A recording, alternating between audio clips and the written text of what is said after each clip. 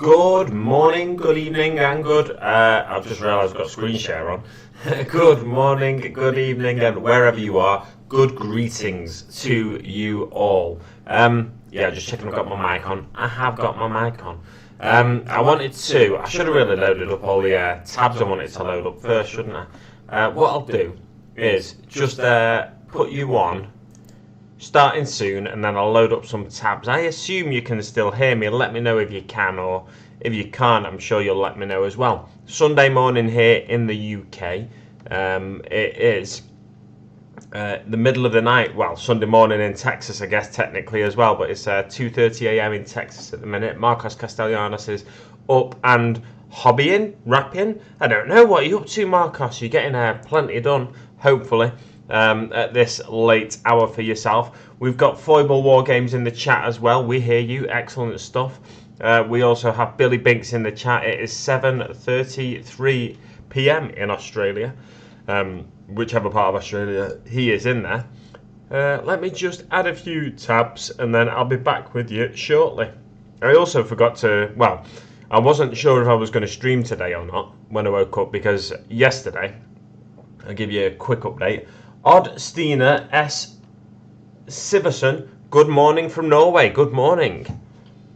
Odd. Is Odd your actual name? Or is it is it the word odd?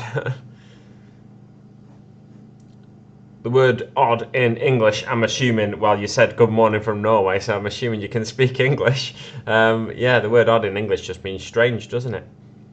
So I'd be interested to see if it is your actual part of your actual name. It is your actual name. Excellent stuff. My computer has been very, very slow today, so I'm hoping we don't get too many drop frames and stuff. I'll be back with you visually shortly. I'm just loading up the Warhammer community site so we can get to the old what I said we were going to talk about in the description of this video. What is it called? Armies on Parade. My word, this is like dial-up internet, the speed this is going. Right, Armies on Parade. We don't want the award ceremony, but hopefully we'll just get some pictures on here. I'm hoping I can do this for you. Let me know what the sound's like, by the way. I hadn't... basically... I didn't realise I was going off the mic on one of my cameras, and I must have been doing it since I got this new camera, because I changed my stream setup, so the sound would not be as good quality as if I was going off my actual dedicated microphone. So I was slightly worried that it may be on my camera still rather than my microphone. But I'm hoping it's back to my microphone now, because right, I can come back with you now. Right, let's get back to I'll tell you what, I'll scroll to the top of this. No, we don't want to scroll to the top, do we? Yeah, let's scroll to the top. And then we'll go to the main.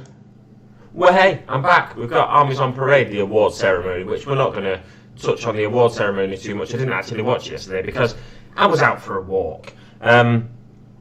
So I went out for a walk yesterday and took a lovely picture of a robin. It was sat on a fence, all wintry, just sort of silhouetted against the sky almost.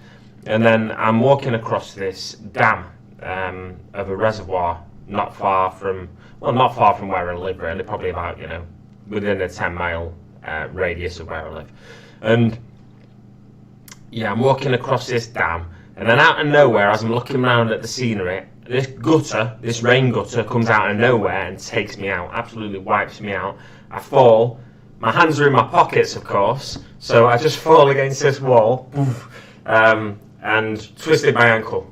So my ankle's a bit swollen at the minute. That's why I couldn't decide whether I wanted to do a stream or not, because I want to keep my ankle rested as much as possible. And whilst I'm sure you're thinking, well, Big Mate Danskull, your leg is, there's no weight on your ankle at the minute, you should be fine. I just kind of thought I don't want it in a position that becomes uncomfortable, so I said I'd do a short stream.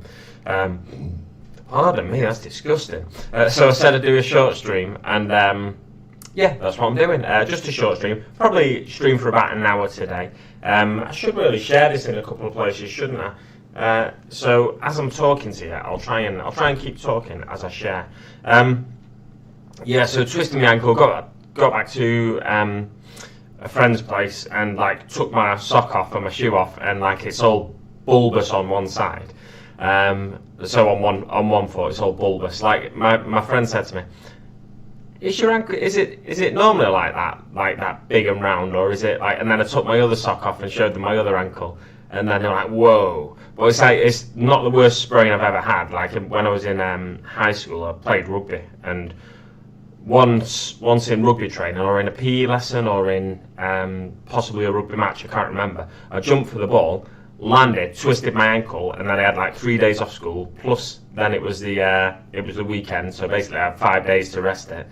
Went back to school, and then about a week later in rugby training again, I jump for the ball and I land on my other ankle and do the same to the other ankle. So historically I've got quite weak ankles, but for years, for a good 23 years now, probably as long as I've been in and out of the hobby, I've not twisted my ankle. Like I go on building sites carrying kitchen units, so I can't see where I'm stepping and stuff like that, and I step on uneven ground quite frequently, and there'll just be random planks left out, or like random raised drainage works and stuff like that, and you'll step on them and you'll sort of go almost twist your ankle. But I think it's because I wear boots that have got a bit of ankle support in them when I'm delivering, that I managed to not twist my ankle these days. But yeah, but I twisted it yesterday. Hopefully it'll be better. I just thought I want to get it as rested as I can before Christmas. I've got a long drive tomorrow, but not that long really. It's only it's not long at all compared to what I do for work. But it's just like an hour and a half drive, something like that. I wanted to make sure I've rested it as much as possible today, so I'm not going to go out and do my shopping. I've just used the last of my milk, so I can't eat any more cereal. But I might nip out and get some milk. We'll see. I've got enough food in the house to survive. Don't worry, guys. Don't worry. But I've also got to crack on with my Christmas projects. That's another reason I'll show you the base for that in just a second, just on this little camera here. It's not the completed base, it's like the foundations of the base. I'm supposed to be sharing this video in various places, but I completely got distracted. Let's go here. Big Mac Dance School Facebook page. If you're not already following the Big Mac Dance School Facebook page, feel free to search on Facebook, or there is a link in the description below to this video where you can find that video, that Facebook page. And yes, oh, here we go, share, copy link, exciting stuff. Oh, I'm live, amazing. Big Mac Dance School Facebook page. I've not even done a thumbnail because I kind of thought last night when I went to bed, I won't stream tomorrow. I'll just keep my ankle elevated. I'll ice it if I feel it needs icing. I'll do whatever to try and make sure my ankle gets better. But then I thought, you know what, no, it feels fine at the minute. I'll just, there's no weight on it when I'm streaming, so I'll just stream for a short period. But like I said, yeah, I've got also create post. That's what I want to do, create post. I've also got to crack on with my Christmas project, so that's another reason it's only a relatively short stream. I say that normally, and then I stream for much longer than I intend to. So it could be like a 90-minute stream. I intend for it to be an hour, just basically while we're looking at Armies on Parade. An hour max, really. Join me for a look at Armies on Parade. Look at the Armies on Parade. I spelled parade. It's up there. P-A-R-A-D-E. Winners. Exclamation mark. Select all. Copy. Share. Share now. Yeah, so I thought we could just have a quick look at the Armies on Parade winners. Idic Bear Wargamers Unification Group is where I'll be sharing it now. It's not an Orky one, this one. I mean, maybe there is some Orky Armies on Parade. I've not had, there is an Orky Armies on Parade. I've not had a proper look at them yesterday, but I did have a brief look on my phone. Come on. What is going on with this phone? Write something, that'll do. Share, paste, post. Paste, post, paste, post. And the Chilling War Gamers Unification Group. Why not, eh? Why the devil not? Oh, I don't want to put my email address in there. That would be silly. Post. Here we go. Right, so all shared everywhere. I'll just have a quick run through the chat and then we can crack on with looking at some of the Armies on Parade entries, winners and runners up and whatnot. I think that's what we're going to see on this community site. So I'll do a quick roll call, see if there's anything going off in the chat that I need to address. And then we'll crack on, as I said. So we've got Marcos Castellanos joined us from Texas in the chat. Welcome, Marcos. Very early, late in the morning there. Billy Binks joined us all the way from Australia. It's about 7:44 at night there now. It's 8:44 here in the UK in the morning. Just in case you want to get the time difference there, I'll give you the time it is actually here. Good time to get some hobby in, says Marcos. It is indeed. I'm hoping to get some hobby in after this because, as I said, I'm going to be working on my Christmas projects, which here... Oh, I don't want to drop any of that in my coffee. I'm just going to move my coffee. Here is the base for the Christmas project. Now, yeah, I know what you're thinking. I thought the Christmas project was a red gobbo. Well, it is, but it's a different red gobbo. Provided I get it finished in time. I've got... it's the 20th of December today. I want the video up by Christmas Day at the latest. Or at least, in the pipeline so I can get it up this coming next Sunday, basically. But I think I want the video up on Christmas Day, to be honest, like just an extra video. So that's my base, or the foundations of my base. There's something going on top of that, and there's something else, a model, going on top of that. So yeah, that's the foundations of the base there for you. We also have Foible Games in the chat. Welcome. We can hear you. Yes, thank you very much. As I requested earlier, you can hear me. It's excellent. Marcos saying we can hear you as well. And then we had Oddsteiner S. Siverson, and that is indeed his name. Excellent stuff.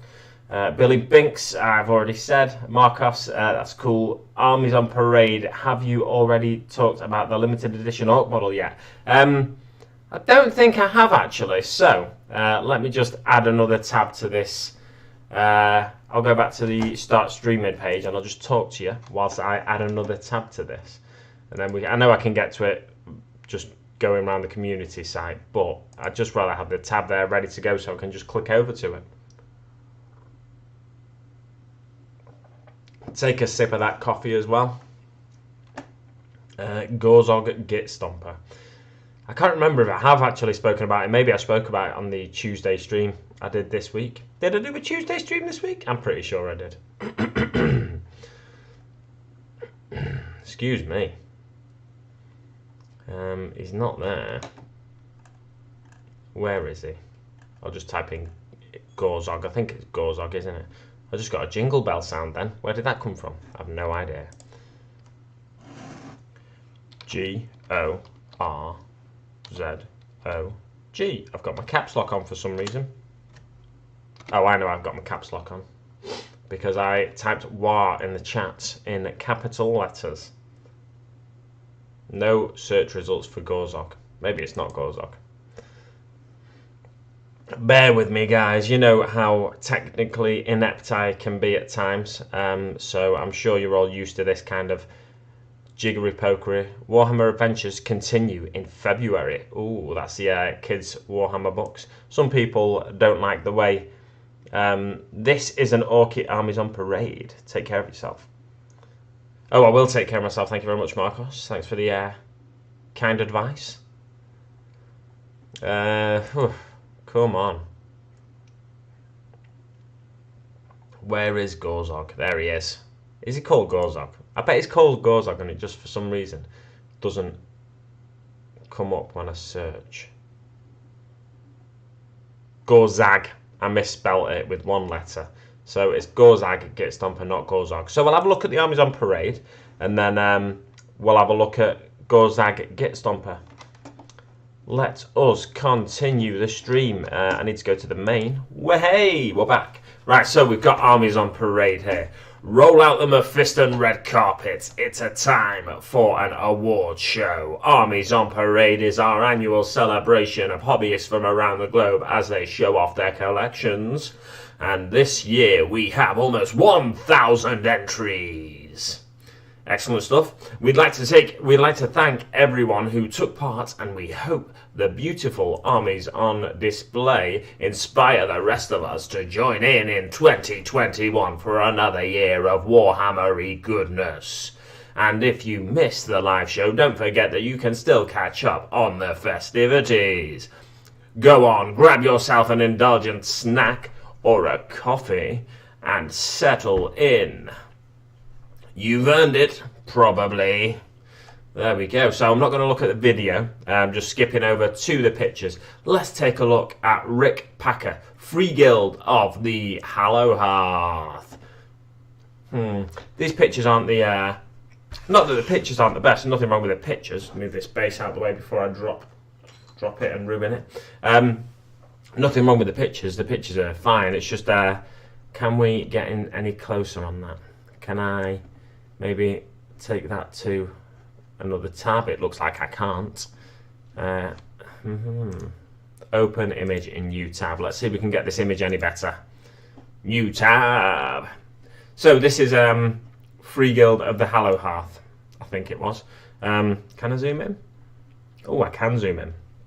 But it makes the image all pixelated. But never mind, you know. We get the idea here. So it looks like we've got some kind of a wizard up the top here. Very nice. One of those sun... I want to call that a sun cannon there. I've just realised I'm actually hiding that with my big head. I want to call that like a sun cannon thing. It's part of the engineers, old school Warhammer Engineers Guild or something. I feel like that's called. Some... crossbow guys in the middle. Very nice, very nice. It's a lovely looking board. It's very he's put a lot of work into raising the board up and making it look really scenic, which is a lot of the time I think I have no experience myself of Armies on Parade, but I think a lot of the time what the judges are looking for is for you to make that army look like it naturally fits into the environment. I've just realised what the jingle bell sound is. It skipped frames on the stream. So I've got 7 skipped frames so far. Bad news. I wonder, I might try unplugging my camera for my second camera for a future stream. I mean, I could unplug it now if I could get down to it, but it's going to be a bit awkward, so I'm not going to. Yeah, so if I unplug my camera for a future second stream, then we'll see if it's, not a second stream, a future stream. We'll see if it improves the frame rate, because I think it's just my thingy having my computer not being able to handle the extra camera, to be honest. Yeah, so very nice first board there. Rick Packer, Free Guild of the Hallow Hearth. Really scenic board. The water effect's gone into the waterfall here. Absolutely gorgeous. Some lovely Age of Sigmar models there. I can't really name most of them, but it looks like he's got some ogres in there even. Yeah, very nice, very nice. Let's go back now to the Armies on Parade page and take a look at Matt Garside. Far Harrod, this is. Matt Garside, I know that name. Is this, I wonder if this is staff entries then, it may or may not be. This is, it looks like he's put this on a picture frame, which he's put a textured base into.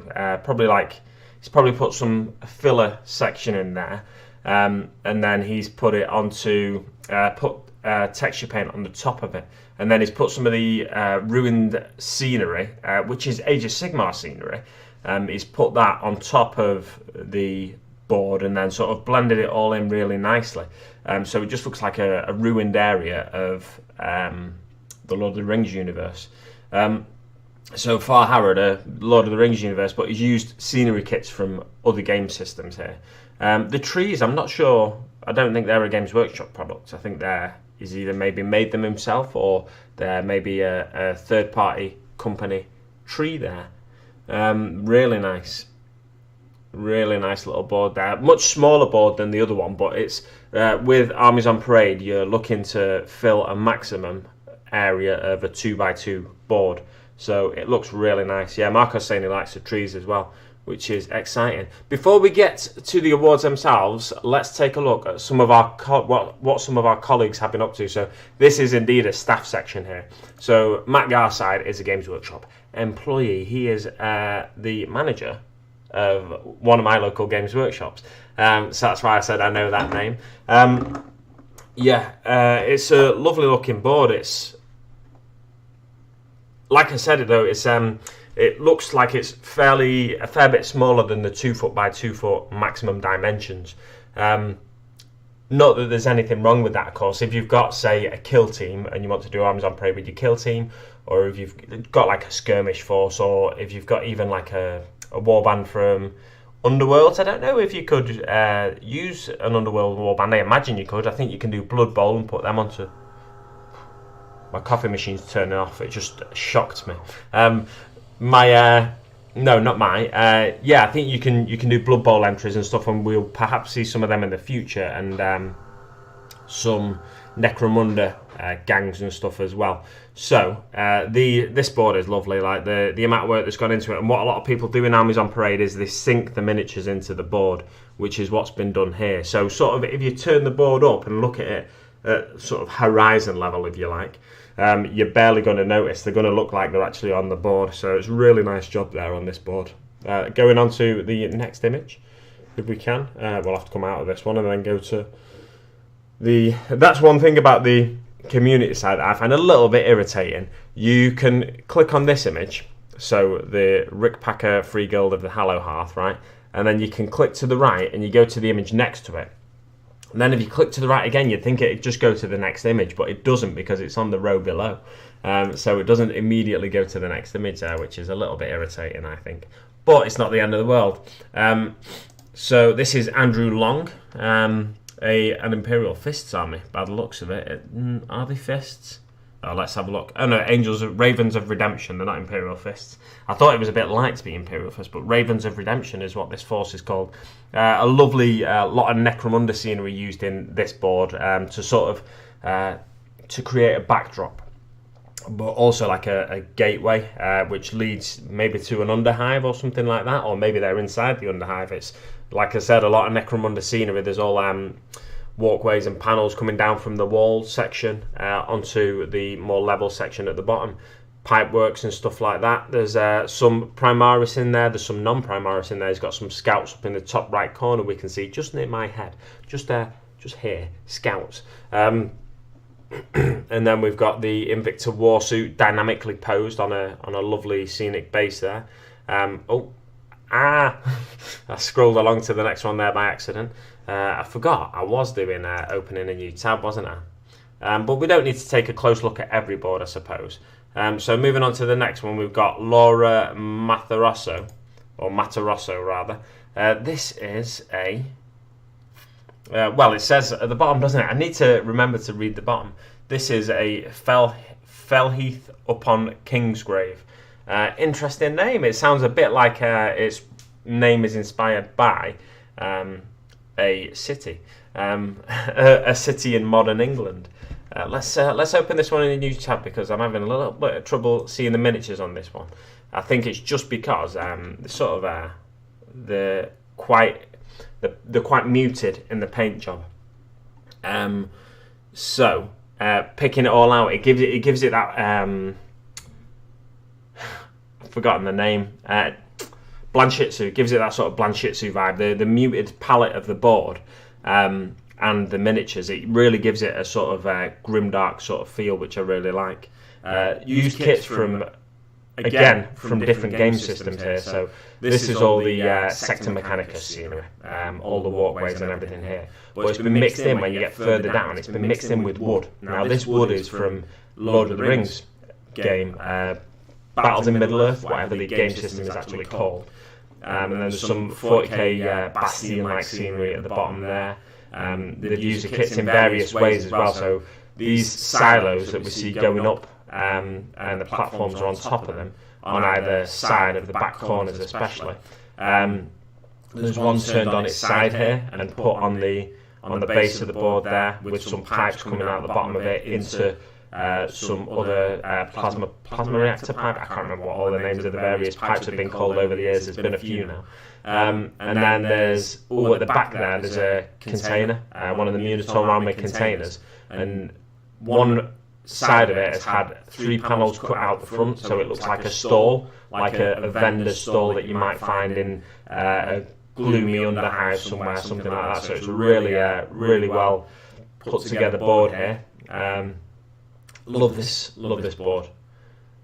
It gives you a sort of that really fantasy sci-fi feel, which 40k I think is almost unique for, not quite unique for, but I really like that board. Mark was saying, I love this table. I assume he's talking about this one and not the previous one, but hey, if he's talking about the previous one, then hey, that's just compliments all around really, I think, isn't it, for some of these boards.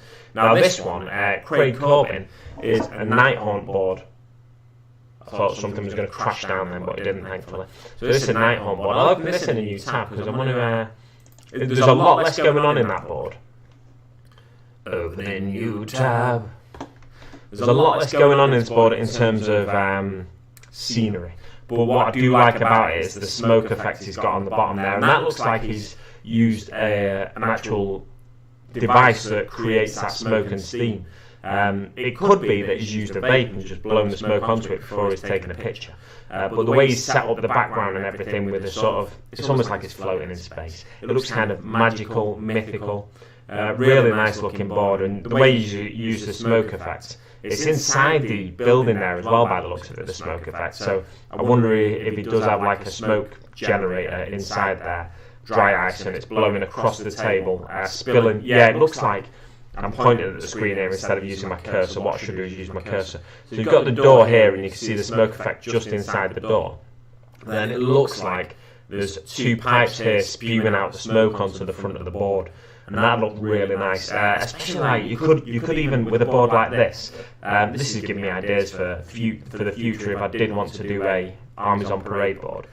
With a board like this, you could add a couple of LEDs into the bottom of it, into this front bit here, and have them flashing. So occasionally they're just flashing and strobing, giving you that kind of that spooky sort of haunted vibe. But it's a really cool looking board there. It's good interesting way to go about building your board for a Nighthaunt army especially. Oh, we don't want to see that just yet. Not that you haven't already seen it, but hey, there we go.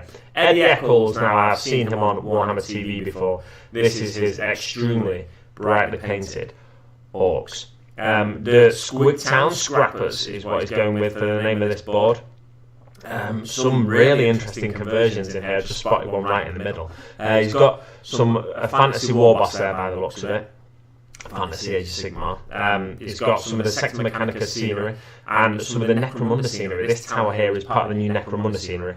First thing a relatively new release in the Necromunda scenery. First thing I thought when I saw that looks like it could be like a shantytown orc. It gives me that sort of vibe, so he's used it perfectly here. He's added a couple of tusks from like a Gorkanaut or something, or one tusk at least on this corner here. He's got a Wasmon blaster jet in the back corner here, just giving it a little bit more height on that back corner to mirror, I think, the tower on this side. There's a load of squigs hopping all over the board in various places. Oh no, it's mushrooms, isn't it? I thought it was squigs, but it's mushrooms. I'm going to open this one in a new tab just to get a little bit of a closer look at it if we can. Try and work out. Yeah, it's all mushrooms, so it looks like he's used... Has he got any goblins on there? No. I was going to say it looks like he might have used some Gloomspite Gits kits, but there's no goblins on there. But he's got these mushrooms, or he's made these mushrooms from green stuff perhaps. Really nice looking board here. It's almost a shame in a way that we can't see the front of the board here because of the name tag. But there is a squig down there pulling along. That looks like it's a goblin being pulled along there. Oh, come now, child. Yeah, so that looks like a goblin from Blood Bowl there being pulled along by that squig. I've thought about incorporating more grots into my army by having them attached to squigs, basically, and use them as boys or as knobs, because, like, say a power claw, the squig could act as almost like a power claw, or like the extra attacks that an orc boy has compared to a grot, kind of thing. So I thought about doing that. You could, he perhaps does that with that squig and grot. The interesting conversion I wanted to point out though was this one in the middle here. It looks like he's got a troll in this dread-like contraption over here. So it's like I said, it looks like a troll. It looks like there's a bit of a nose poking out there, and then he's put some death dread bits around the troll, like a mega armored troll. This, and then the legs, the arms on this thing are the legs from the Gorkanaut. So it's a really interesting looking conversion in the middle there to give you a sort of a completely different feeling death dread. And I can just imagine him walking along with these legs on his arms. He's walking along normally with his own legs as well, almost like on all fours kind of thing, but it's 4 legs side by side. And then he's using them legs to stomp onto people, and that's where you get the attacks from. You've got to think outside the box sometimes with orcs and with conversions, I think. And I'm hoping to show you that with my Christmas project, my super secret Christmas project. It's not that secret, but you know. So he's also incorporated some of the actual orc scenery here. These barricades at the back behind my head. These barricades just beneath my head here at the back. They're actual bits of orc scenery. So he's incorporated, again, different game system scenery. We've got 40k scenery with the Sector Mechanicus walkways. We've got Necromunda scenery here. And then it just blends perfectly into the orc scenery there. So it's about creating that lovely scenic look for the board. Then we've got the claw from the orc scenery here as well. Fantastic stuff, amazing stuff, says Marcos, and I do agree. That is lovely stuff. Moving on.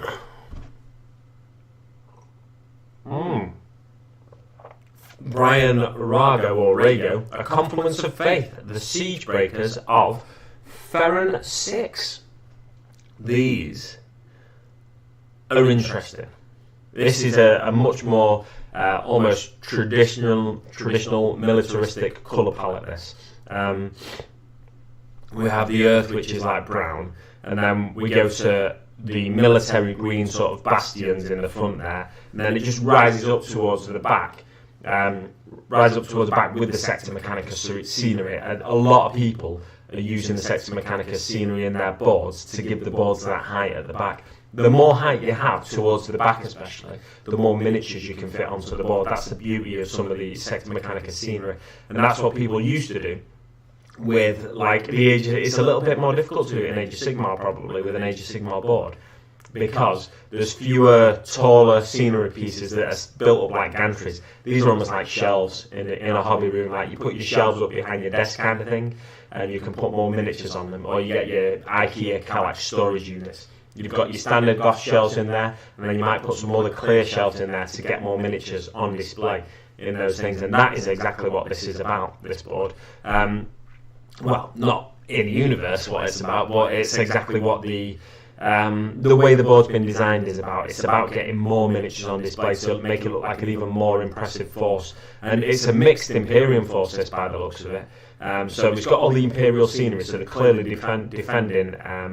It says Siege Breakers, so they're attacking some kind of installment. But it almost looks like they're defending to me rather than attacking. So with it saying Siege Breakers, perhaps he's chosen the wrong name there, or perhaps they have broken the siege and now they are defending this piece of this area of a planet, because they're completely embedded in this bastion thing, and it's like a gateway at the front, and then they've got some Sisters of Battle in the bottom there. We've got the Judith Erutia, or whatever she's called, miniature here on her like flying eagle vehicle. There's some Space Marines there. They look like they could be the Raven Guard successor chaps, but I'm not sure. Can't remember the name of them. But we've got them, and then we've got the Imperial Knight there. So, like I said, it's a mixed Imperial force. And then we even have some Mechanicus on this side here. One thing that jumps out to me with this, though, this is, I think, an existing army that he's chosen to build a board for to enter an Armies on Parade. It's a fantastic board, this. Like I said, just those different tiers give you much more space to display the miniatures there. I love that the Sisters of Battle are coming through the middle like a procession as well. I do wonder. You've got a tank under the scenery here, and then you've got Saint Celestine in front of the tank by the looks of it. I do wonder if he's got. It's a little difficult to see. That's the thing with these boards. It can look really impressive with loads of miniatures on there, but if some of the scenery is hiding some of the miniatures as well, it can almost, if it's a centerpiece miniature, you want to make sure it's in the right place. Basically, that's what I'm getting at. You don't want to hide it away under these gantries and stuff. But I do wonder if the is it called the Procession of St. Catherine or something? That diorama miniature that's got about 6 or 7 battle sisters on it, and they're walking with these relics of St. Catherine. I think it's St. Catherine. Yeah, but I wonder if he could have incorporated that into this board. Maybe he wanted to, but then he thought it would be hidden away by the scenery or something like that. Fantastic board. It's 9:09 now, and I started streaming at 8:30, so I need to go a bit quicker through these, I think. But there's so many entries here that it's difficult. So we've got best of Warhammer 40,000. I kind of want to finish on Warhammer 40,000, so I'm going to scroll past this. Whoa, look at it go. Wow. Right, so there we go, best of Warhammer Age of Sigmar. We'll go to Warhammer Age of Sigmar, then we'll go to any other game systems. So third place, Warhammer Age of Sigmar. This is an Orruk army. What a way to start Age of Sigmar. Fantastic looking Orruk army with some lovely conversions in there. So we've got at the back here, just where my head is, we've got, I'll get that in a new tab. We've got a war boss on Maw Crusher, and now my head's even more in the way. I'm trying to find out the best way to show you that. I can't show it yet. Let's zoom in, see if that helps. This is Connor Sutton, and it's Iron Jaws. There we go. You can almost see it there. The Maw Crusher at the back there anyway. And then there's a realm gate with a... I didn't even notice this right away. I was distracted by the Maw Crusher behind my head.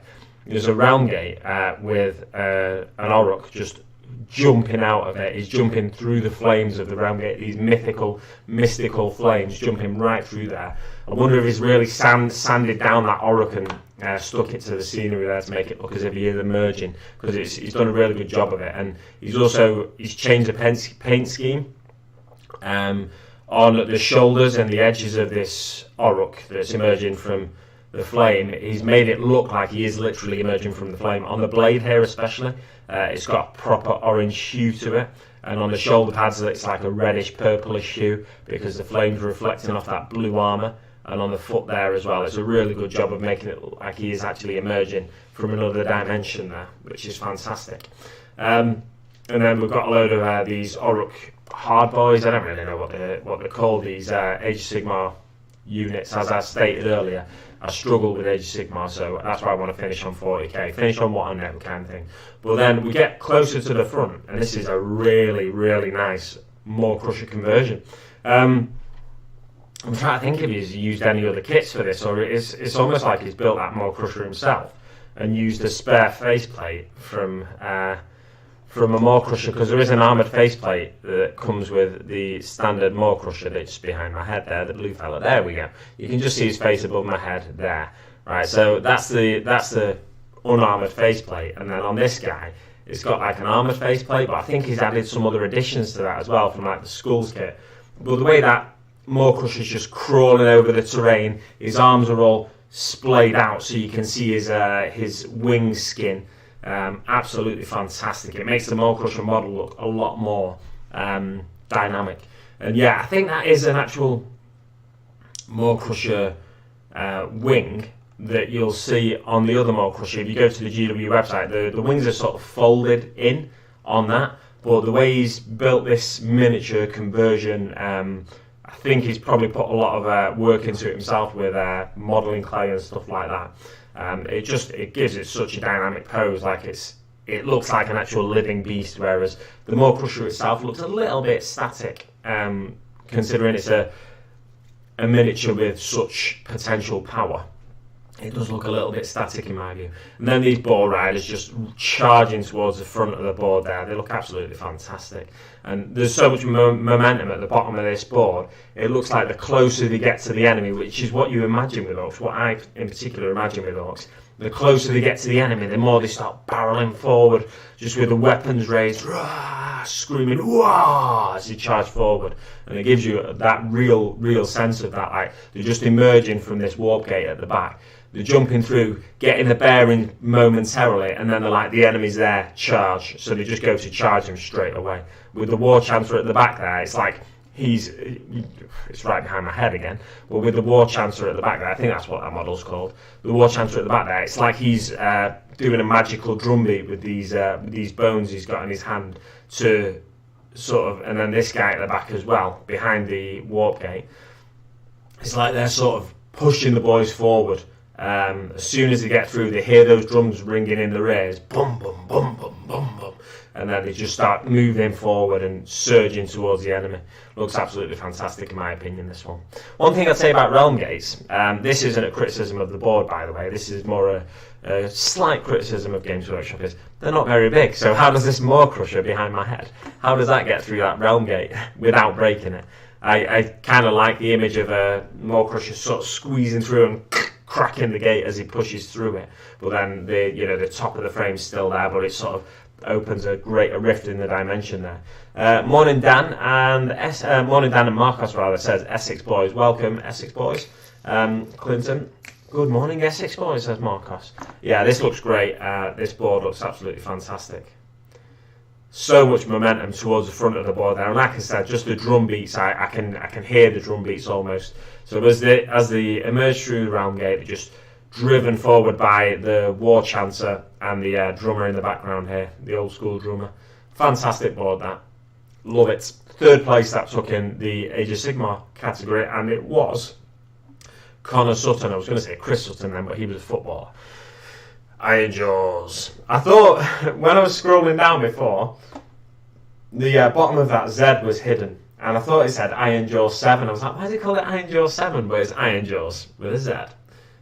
Yeah, we get a closer look at some of this board here, a closer look at this realm gate here. The way he's painted this miniature to really look like it's emerging from the realm gate, and it looks like it's stuck on, sanded down the back probably, as I said, stuck it onto the realm gate itself and painted it to look like the flames are licking it as it's emerging from the realm gate. Looks fantastic. And it almost looks like, as this realm gate sort of fades into the distance, now this is just a flat piece obviously, but the way he's painted it, it looks like there's a lot of depth to that realm gate, like you are literally coming from another dimension through into this dimension. It looks fantastic.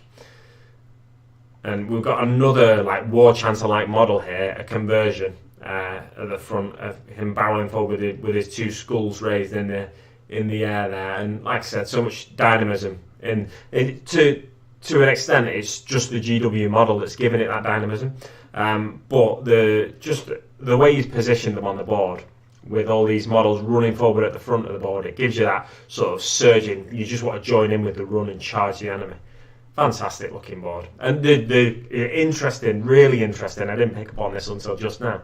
Really interesting skin choice with the colour of the skin there, because sometimes people go with bright green skin, sometimes people go with more muted green skin. I favour a sort of yellowy green skin now for my boys. I really like the way the job I did on Gaskell and on Makari.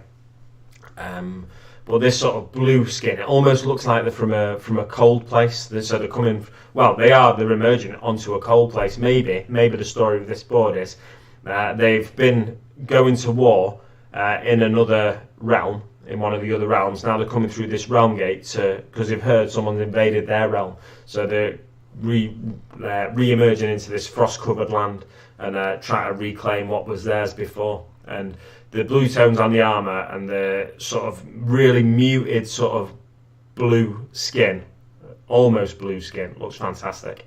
Really nice board there in my opinion. Second place in the Age of Sigmar category, Stormcast Eternals by Christopher Burwood. I need to go and look at these again later, says Marcos. Yeah, I think so. Get some sleep first though, mate. I mean, not now, unless I'm really boring you. This is a really clean looking board, and in stark contrast to the Orc board we've just seen. Even though some of this Age of Sigmar terrain is in ruins, like these two columns here in particular, it's almost like, oh, it's really nice actually. It's a really clean looking board. Let's get this in a new tab if we can. Open link in new tab. My coffee's so cold now, but I don't even care. This, I'm struggling to fit this one on the old on the screen all in one because of the height of this board.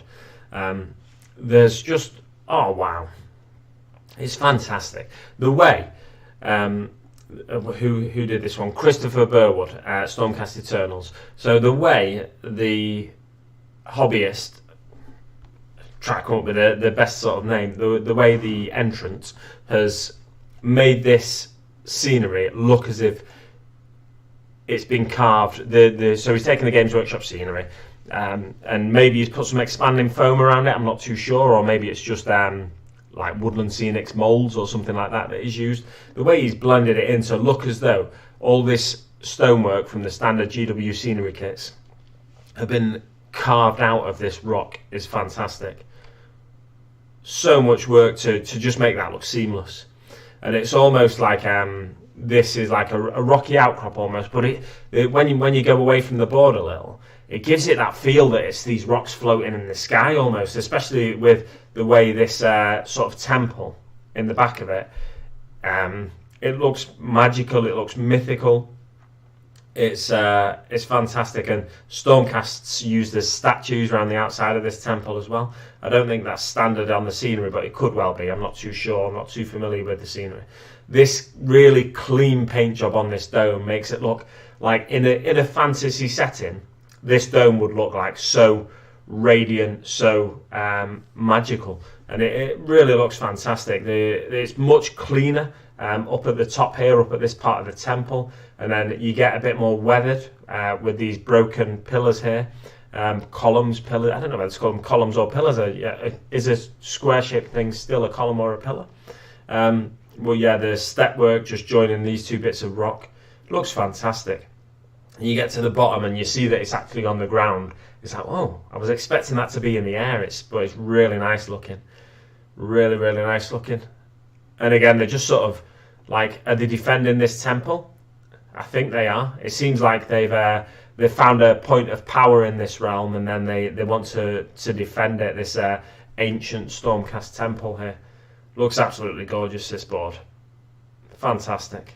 You can just imagine like artisans and the engineers of the Stormcasts carving all this stone work out of the rock. This was prior to this temple being here. This was probably like a massive solid piece of rock, and they've just chipped away at it bit by bit to make the temple, and then inserted this dome on top of it. Absolutely fantastic.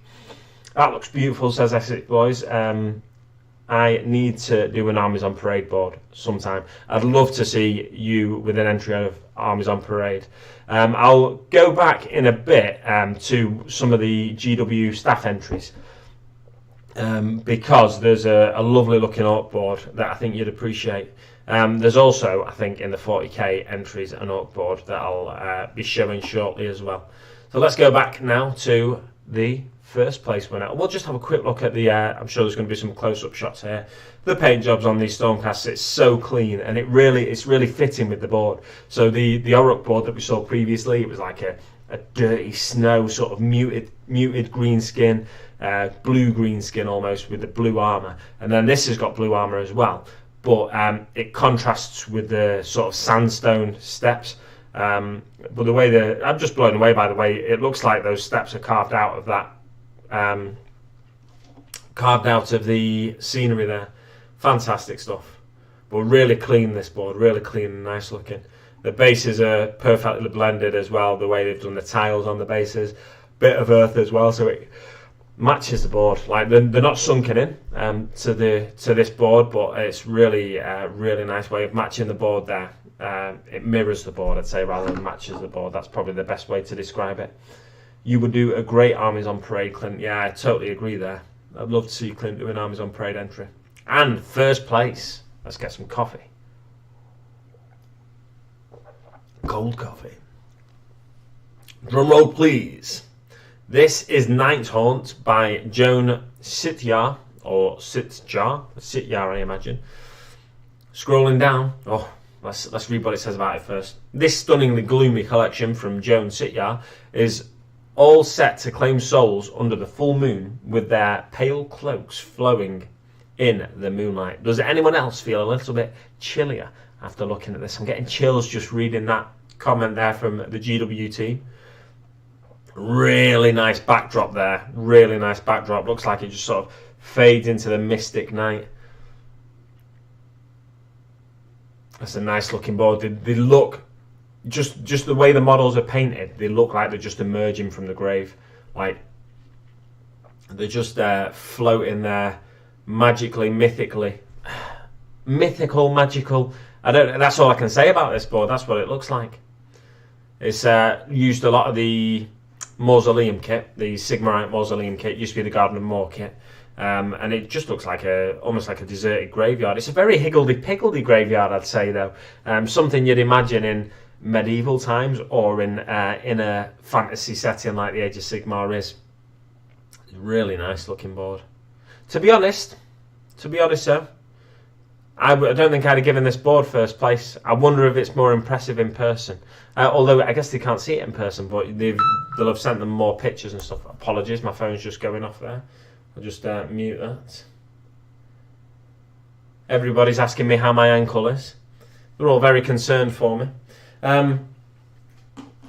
Yeah, I think I'd have given one of the previous two boards first place, but I think that shows what's interesting about the way GW, the GW team, they've got a panel of experts. I'm just a guy offering opinion here, and that's essentially all they do. But they've got a bit more expertise in the area than I have.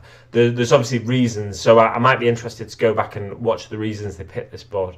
But it does look almost like ghoulish. It looks ghoulish, mythical, magical.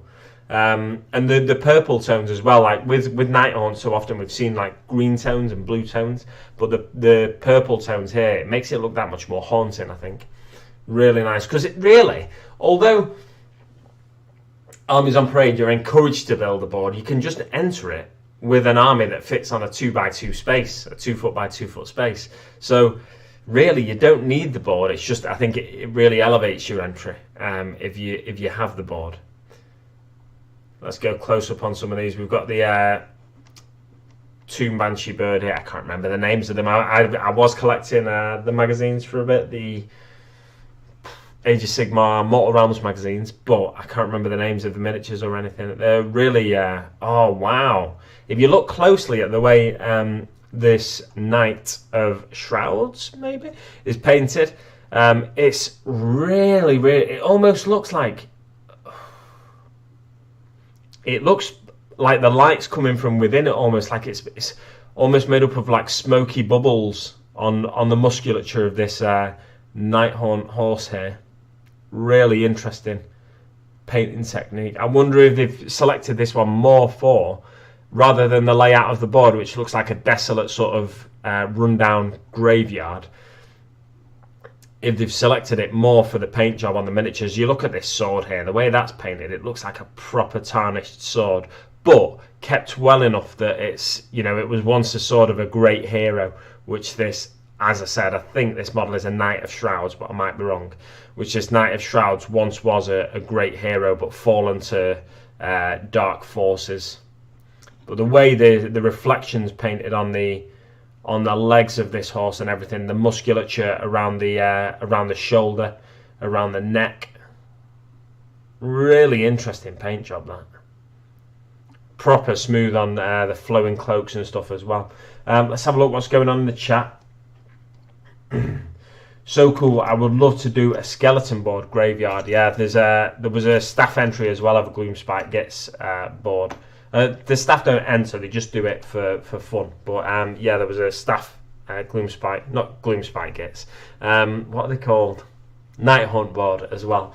So I might touch on that. What happens to your ankle, says Essex Boys. I twisted it yesterday.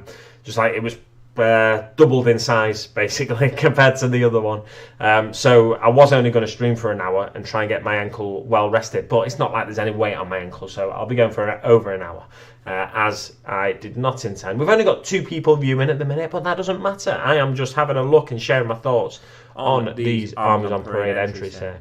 But a really nice board. But like I said, scrolling back up, just my opinion, I'm no expert.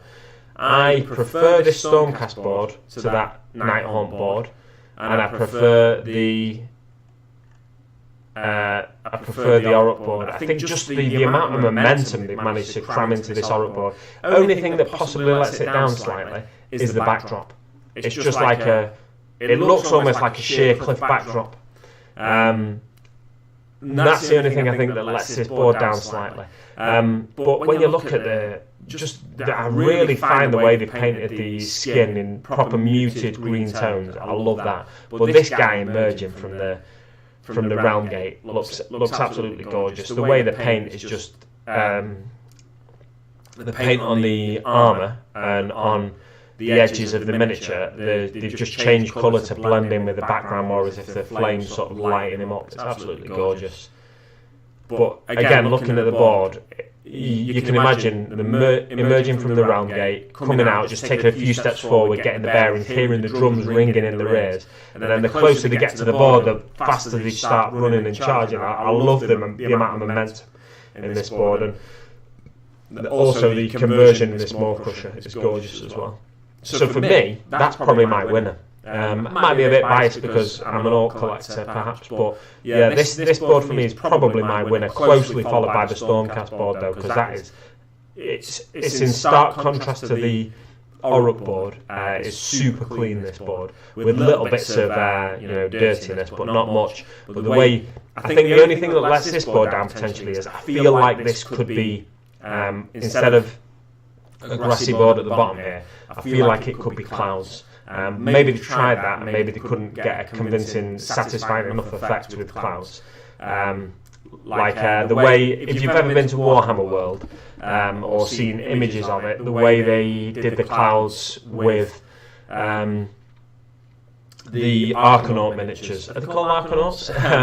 The dwarves in the sky ships, those miniatures. We have a morning Robert Marshall joined us in the chat. Welcome, mate. Welcome. Just taking a look through some Armies on Parade entries and getting very excited about this Stormcast. Like I said, super clean, gorgeous. That'd probably be my second place. That if I was on the judging panel, first place would go to the Orcs, I think. And it's almost a shame we don't get to see more entries. I'm sure there'll be like an honourable mentions category. But yeah, scrolling down, this is the first place one, the Nighthaunts in a graveyard. The backdrop's gorgeous on this one. That's the difference for me.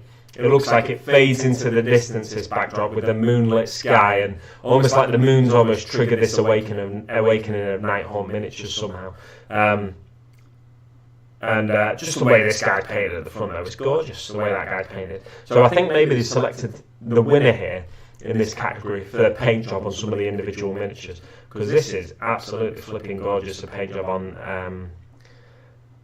I think, this Knight of Shrouds, I think that's what they're called. But yeah, let's crack onto the next one, Best of the Rest. So we do get some honourable mentions here. A word from the judges. This category, this is a category that I was most excited about. Not only did I get to look at displays lovingly recreating scenes from Lord of the Rings and the Hobbit movies, but it's also, this isn't honourable mentions, and this is just a different category. It also includes everything from Adeptus Titanicus to Warhammer Underworlds. It's such a diverse cross-section of games, I wasn't disappointed. There's something inspiring about seeing the majesty of Titan legions marching to war through the rubble of an imperial city. I especially like the entries that mix the Adeptus Titanicus and Aeronautica Imperialis models together, since they're the same scale, a true exemplar of the Imperial war machine. The comedic relief of Blood Bowl scenes stand in stark contrast to this, making it a tough category to judge. The Helm's Deep explosion from Charles Lynn truly grabbed my attention now. the moment you see that, you're immediately taken to the iconic scene from The Lord of the Rings: The Two Towers, an army worthy of Mordor indeed. Let's take a look at these. Tyler Mengel, that was, speaking. Third place, Blood Bowl by Jose Pla Albiac. Or possibly Jose. So this is a Blood Bowl ogres team, or a human team with some ogres in it, and a troll, an ogre and a troll. It's a mixed Blood Bowl team by the looks of it. So we've got an orc here as well. It's a really garish paint scheme, this, similar to that orc 40k orc board we looked at early on in the stream. It's 4-2 at the minute, the score, but it looks almost like, I think it's difficult with Blood Bowl because some of the miniatures are posed as if it's in game, but could be practicing. So this troll is throwing the goblin, and because the miniatures are posed as if it's in game, and if it's not set up on a pitch, it must be a really difficult one to judge this. But it's proper garish, and it gives you that feel of a medieval tourney, which I think is good because it gives you that feel of a medieval tourney. It's like sports in a medieval setting or in a fantasy setting, and it works really well in that way. The way they painted the scenery so garishly, these sort of candy cane stripes here on the poles going up to the scoreboard, bit of wire mesh there to maybe keep the ball in play and stuff.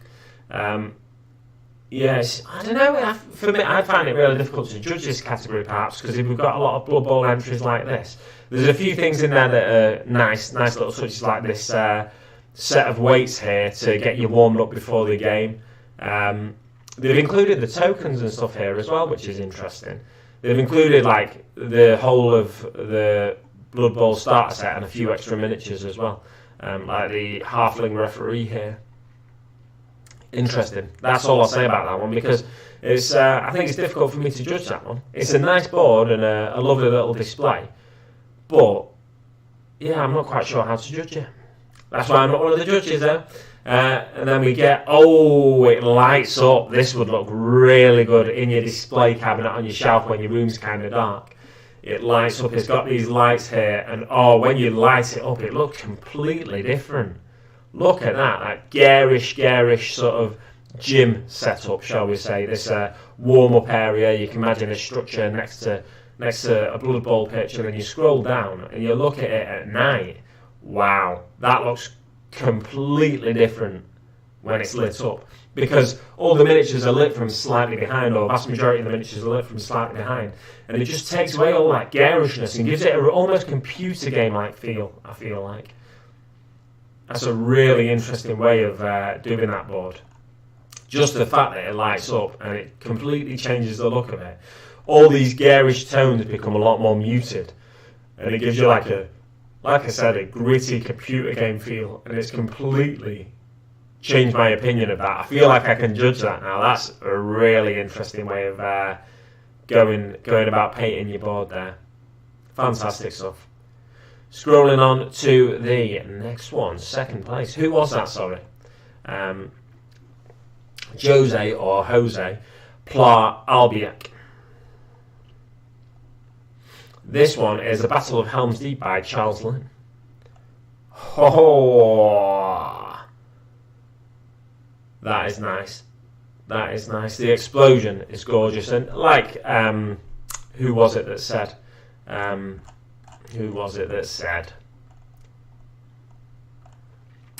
Mengel said that it just takes you back to that scene in the movie, and it does. I saw this one on my phone yesterday, and I did think of a slight criticism about it. In that movie scene, there were a lot more bodies, I feel like. The orcs were sort of crammed in around the walls almost. And then they sort of made a bit of a path, and then this berserker runs through to blow this mine thing up that they planted just near a water outlet. And yeah, so the only slight criticism I'd have of it is there's not enough bodies on the board, I'd say. Because when I think of Helm's Deep, I think of the the orcs outside, they were just rammed in there, almost squashed against the walls themselves. I'm going to have to go back and watch that film, to be fair. But yeah, that's the only slight criticism I have of it. But there's a lot of dynamism in the explosion here. It's fantastic. We've got rocks flying off, followed by smoke trailing them. So I imagine what's happened here is this is like probably foam, like that blue foam. Excuse me. It's probably like that blue foam, and then there's a wire going through the cotton wool, which they've used for the smoke, which is what I was saying. Cotton wool can be used to create clouds, which could have been used in that stormcast board that I was talking about earlier. But yeah, there's probably a wire going through the cotton wool, and then we've got the foam attached at the end there. And there's so much light coming from the explosion as well. Really nice light effect. I wonder if there's an actual LED in there, or if it's just the paint job that's done that, because it looks really natural, quite frankly. So to me, there's probably an LED in there, and he's sprayed it around here with a bit of black. He's sprayed it here with a little more lightly with a bit of black, perhaps, and then overall he's given it a coat of grey. But yeah, really nice job on the explosion there, and it does look. It looks like a realistic explosion. There's not much else you can say about that. The siege ladders here, climbing up just like the film, And then, yeah, like I said though, the only thing I feel it's lacking is more bodies on this one. But I wouldn't, if I was creating an Armies on Parade board, I think he wants to show the scene off as much as he wants to show the miniatures off. He wants to show the scene off and give you a feeling of that scene in the movie, so it's a really good job overall. But in my head, I want more miniatures. That's the only thing there. What is going off in the chat? Good morning, y'all. Gotta go now. I'll watch this later. No worries, mate. Have a good night's rest. It's 3 in the morning. Well, it's nearly 4 in the morning there for you now, isn't it? So, understandable, entirely understandable. Robert's saying that is so cold, that coffee now. Robert's saying the Stormcasts do look good. They look gorgeous. They're really clean looking, those Stormcasts. I'm trying to make floodlights for my Blood Bowl stadium at the moment. So that previous entry in this Best of the Rest category, really interesting effect they've got with the light there, because it completely changes the tone of the scene. This one is like, it's a bit garish for my taste. Really. It's a really hard painting style to master, this one, I feel like. Because you want it garish, you want it gaudy. And it does give you that sort of tourney-like feel. It gives me that medieval tourney-like feel, which is, Blood Bowl is a competitive sport in the same way that jousting and tourneys were in a medieval setting. So it gives you that sort of garish, tourney feel. But then, interestingly though as well, looks like they've used some Necromunda steps in the background there. I was talking on some of the previous boards about they've used elements of scenery from different game systems. There was some Lord of the Rings scenery on 40k boards. They've done it here as well by the looks of it, with some Necromunda steps in the background there. But yeah, scrolling down, the way that the lighting completely changes the hue of the board. It's fantastic, that. But yeah, floodlights for a Blood Bowl board. I'd like to see what you come up with eventually. So that was Charles Lane, the Battle of Helm's Deep. Really nice looking board. Oh, from this angle it looks even better.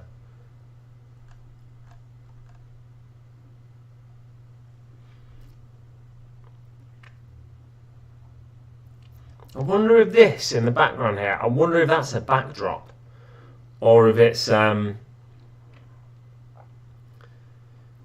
camera effect. It looks like it's a camera effect to me, because it's not here.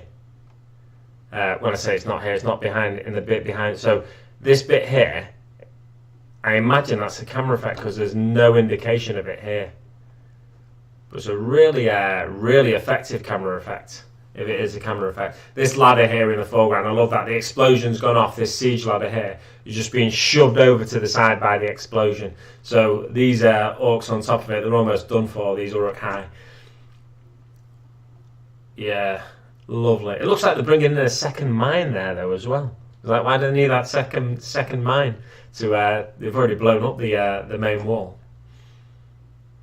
when you get up close to this board, it looks a lot more impressive, I think, than just looking at it from this angle. I feel like it's almost let down by the angle. When you go in close to this board, though, if this was in your local Games Workshop as an Armies on Parade entry, you get up close to this board, you see, just the way the miniatures are painted with a non-metallic metal effect as well, but it still looks like really tarnished metal that the Uruk-hai wear. Yeah, it's gorgeous, this board, to be fair. At this angle, though, I feel like that almost lets it down. It's when you get in close that you see how much work's gone into this and how impressive the paint job is. And you realise as well that it's non-metallic metal. So yeah, I feel like taking in the whole thing there is not what you want to do. You want to, I always say, when you're playing a game of 40k, I want it to feel like I'm there. Like I'm in a scene in a movie almost. When I get down to a model's eye view and I'm sort of looking from their model's eye view, and I can see like a sniper in the distance that's about to shoot that model, something like that. It really puts me in a scene, and that's what this board does, I think. That's what this board does. It puts you in that scene. It's fantastic.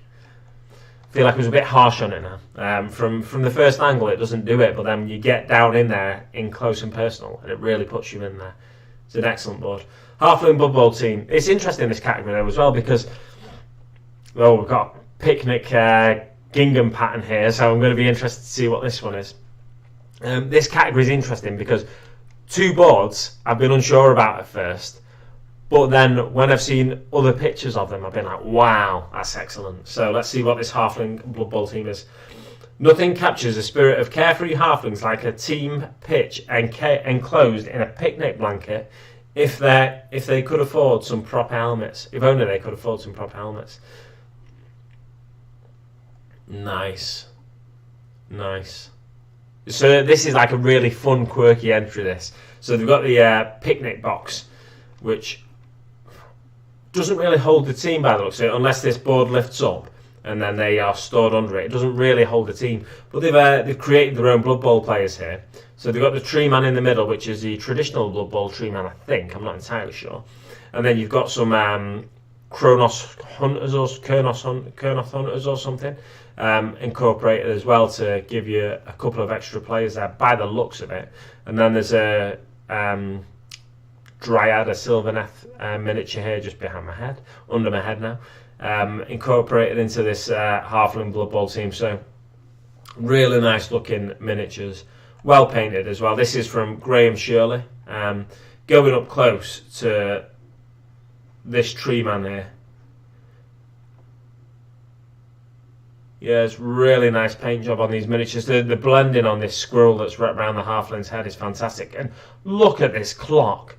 Look at that. Not clock, sorry. The clock face on the pocket watch here. Absolutely fantastic. And then the same on the guy in the background there, which is the same miniature just with a different head.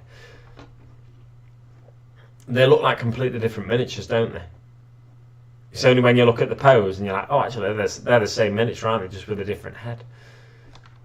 I love the pots and pans helmets though as well. Fantastic stuff. Obviously, that's a feature of the miniatures rather than the person's talents and stuff. But it's just the way they painted it's gorgeous. Again, though, I feel like for me, first place wouldn't have been first place, but that's what's great. That's the reason they have a judging panel, because maybe one of the four judges, or three or four judges, I think, took part in this.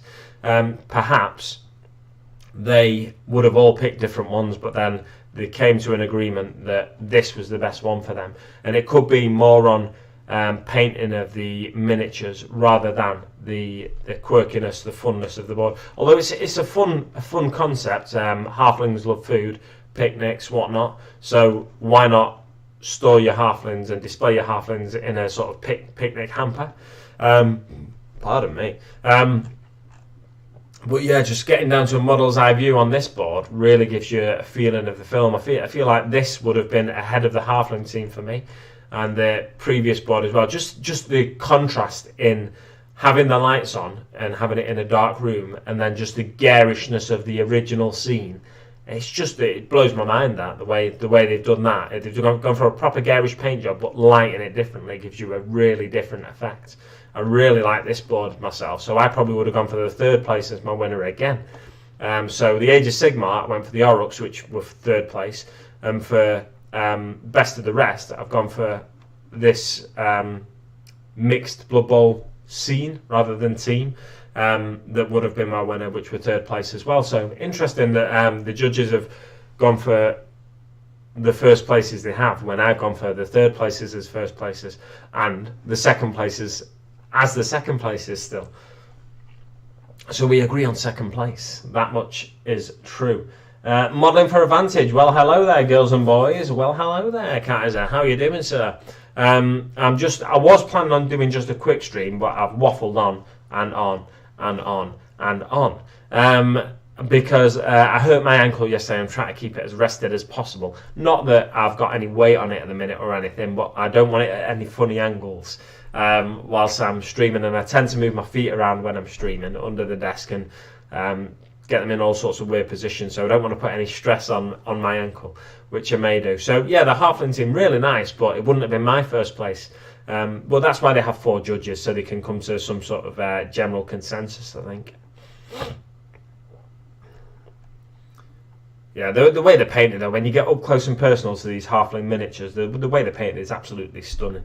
But I just really like the effect on that first board. Let's scroll back to it and appreciate it just for a couple of seconds longer. The Helm's Deep board's nice as well, but this one, just, you go from this garish, tawny-like scene, and then you go down to this almost computer game-like scene. It's absolutely such a contrast, just by turning off the room lights and turning on the display lights. Absolutely, really, really cool effect, and really captures my imagination, that. Scrolling down. Let's see if there's anything beneath this.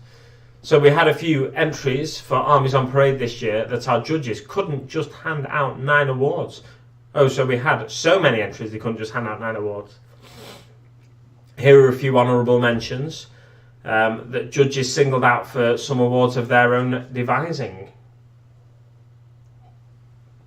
This is from Nick Baton. Hi, I'm Nick Baton. That's my impression of Nick Baton. Don't show him this video because he might kill me. This was so much fun to judge. So much fun to judge. We narrowed it down to 9 boards. To the 9 boards seen here in the end, but it took really strict discipline not to include 150 special mentions. Each board presented is just brilliant for different reasons. Perhaps the quality of the painting is incredible, or the ideas and use of imagination are outstanding. These boards are all amazing and perfect representatives of Armies on Parade. Nick Baton. That was my impression of Nick Baton, everybody. So you give me a round of applause now if you like. You don't have to, because I did it just off the cuff. Let's take a closer look at some of these boards. We've got Alexander Lund for a Necromunda board here. We click on it, but nothing changes. There we go. So this is the Necromunda board. It's a scene in a box, isn't it? It's really nice. It looks almost like a dice tray, this. Well, yeah, or like an old toolbox with old modelling tools that you'd keep in it. Really nice, like just open it and here's a quick Necromunda scene. So you can store that on your hobby shelf, and someone's like, oh, what's in this box? They open it, it's like, wow, it's a scene from Necromunda. You can imagine these 2 different levels in the Underhive, where with gangs fighting on them, and then this bit in front here. It's almost, this feels like a travel board game, this, which I really like about it. It's like you want to roll some dice on the go, so you sort of pack your Necromunda into this box, this sort of carry case that you just open up, and you've got a scene ready to play in Necromunda. It's really nice, that. Good morning. I don't know. I thought there was new chat in the chat, but there's not. Don't worry. On to Wong Wine Yong for Dark Mechanicus here. This is Necrons. Oh, someone's been stealing my ideas that I've been speaking about but never got around to doing. So this is Necrons mixed with Mechanicus to give us a real Dark Mechanicus feel, which is nice. The thing about Dark Mechanicus is Dark Mechanicus is diverging from the plans of the Omnissiah. So it's not necessarily not necessarily like chaos afflicted Imperium, Mechanicus or Mechanicum. It could be that they've taken technology from Xenos races, incorporated it into their own technology, and they make the most of Xenos technology. So it's diverging from what is seen as traditional Imperial technology and STCs. So incorporating the Necrons into the Mechanicus is a perfect way, in my opinion, of doing Dark Mechanicus. Really nice. We do have some Dark Eldar in the middle there as well. Let's see if we can get this in a bigger one, actually. Opening new tab. I want to get a closer look at some of the bits here. So they've got the Belisarius Core miniature there. Is it converted at all? I can't quite tell it. Look, I don't look at the Belisarius Core miniature that often, but I think it's quite standard, that Belisarius Core miniature. We've got some funny noises going on here. We've got a knight here with a couple of little conversions. He's got like a Chaos Knight weapon on his right arm there, and on his left arm it looks like he's got maybe some of the tentacly bits from a Talos Pain Engine or a Kronos Pain Engine, and then they're all like slightly altered in some way, these bigger miniatures. So this is like a Pain Engine mixed with a Knight Armature. These bits here I think are like Forge World Tyrannocytes, I want to say. The sort of floaty brain things. They might not be. They might be something else, but that's what they look like to me. There's a Gene Stealer in here holding a gun, coming down a bit of scenery. Really interesting little conversion there. These are just Necrons painted in the same colour scheme by the looks of it. Have they got head swaps or anything? It's a little difficult to see with some of the images. I think they've got head swaps. So they've got like Mechanicus heads, but Necron weaponry and stuff. Really nice little conversion. This looks like a Tech Priest at the front here, converted from the Crypt Horror. It's like a Necromancer sort of miniature from Age of Sigmar. That's what that looks like to me. Really nice little conversions in here to give you that proper Dark Mechanicus feel. I think that works really well. That's another thing that I want to incorporate into my Dark Mechanicus is some... when I eventually get round to doing a Dark Mechanicus force, it's going to be a while off probably. Basically mix some Necrons in there and mix some Nighthaunt miniatures in there to give you a really creepy Dark Mechanicus sort of feel. I really like the way they've included various Xenos races and even miniatures from Age of Sigmar as well. Absolutely fantastic work. Let's get rid of that one. Scrolling along, we've got Peter Lynch Matthew, Astra Militarum. This is a really nice board because it's just like an encampment on a war zone, in a war zone, and then there's a command tent at the front here, and that's what they've zoomed in on here. This command tent with a hololith display. That is the display taken from a Gene Stealer Cult miniature. It's actually a top-down view of Warhammer World. That's what they've used there, and they've painted it in such a way that it looks like it's glowing and reflecting off the clothing of this rather drab-looking miniatures, this traditional military sort of look. Some nice heads on these with the sort of padded aircraft helmets or tank crew helmets. Not like the padded leather helmet kind of things, rather than out-and-out Cadian helmets. Really nice. I don't know if they come on GW kits or if they've made them themselves. I'm not sure. Be interested to find out, though. If you know where these heads come from, let me know, because I really like them heads. Let's go back out now and scroll down for some more honourable mentions. Scott Sullivan, Imperial Knights. These are just really well painted Imperial Knights, aren't they? Fantastic. Looks like he's put them on one of the cardboard boards here to display them interestingly. Really nice looking miniatures. That was one thing that changed about Armies on Parade this year. They used to say you can display them on a 2x2 board, 2 foot by 2 foot board, but now you can display them on a 30-inch by 22-inch board as well. So like a kill team size board or a combat patrol mission board, I think. Really nice paint job on these, like a rusted orange look to them, but they look dirty around all the edges of the panels and stuff. Fantastic stuff.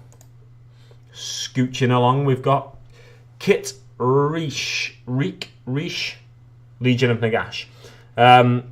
Just really well painted Nighthaunt miniatures. He's fantastic in a similar way to the previous models being really well painted Knights. These are really well painted Nighthaunt models. That is Neferata, I want to say, on her dragon, the Mortarch of death, grief. It's not grief, I don't think. I can't. Mortarch of blood, I think, maybe, perhaps. I'm not sure. One of the Mortarchs. I think it's Neferata anyway. Really nice looking paint job there. They look like there's a light coming from within them again. Like I said about an earlier Nighthaunt board. And then these ones, really interesting. I saw these on my phone yesterday. I was like, it's used the squig dice as really weird looking squigs. It's a really, like, because the squig dice, they're kind of hard to use as dice, really, aren't they? Because they've got these scaly bits as like a number 5 there on the back. They've got a 2 there.